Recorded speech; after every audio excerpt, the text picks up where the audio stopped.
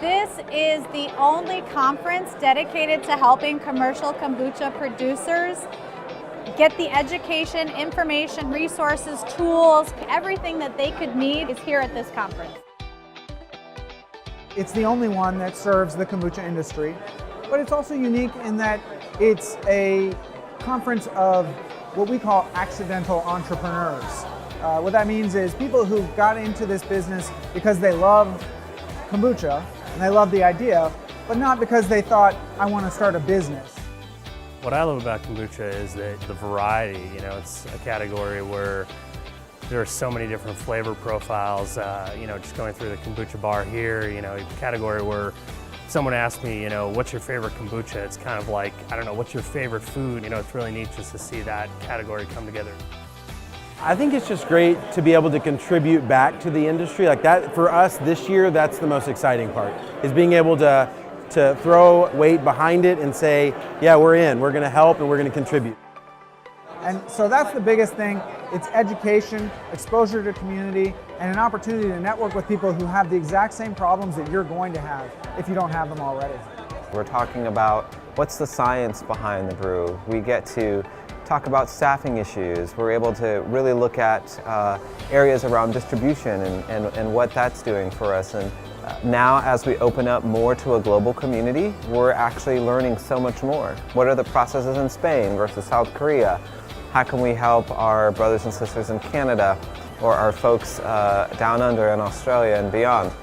It's really awesome to come and experience what's happening in kombucha all around the world and tasting the brews over here in the States from Canada and Europe and other places. It's beautiful to taste that palette of kombucha that's on the planet right now. It's such an honor to be here and experience that. Kombucha has given us a huge amount of business, and we feel that we need to not only give back by supporting this conference, but also the amount of products that are available here, the amount of expertise that you're going to get from this conference, and just to meet and network with other people in the same business is a huge advantage. If you're making kombucha in any kind of scale as a commercial maker, you got to come to KombuchaCon at least once to see the vibes, to hear the great talks, to meet a lot of the equipment makers, and to taste so many different kombuchas.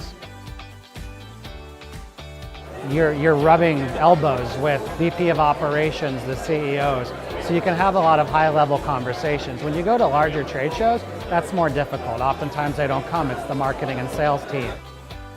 It's certainly inspirational to come here, see a lot of entrepreneurs that are taking that leap of faith to start something that, depending on where they're at in the world, is unknown, untested, untrialed, but it requires bravery and confidence and definitely a love for doing good in the world. We sometimes embark on a journey alone and we get stuck in almost a silo. And I think it's important that we lift our heads, open our eyes, and look around us and say, who's also living in this world? But it really is a melting pot, in my mind, of beautiful individuals that just want to make the world a better place, and they're using kombucha as that platform. And I believe we need to work together because together we are stronger.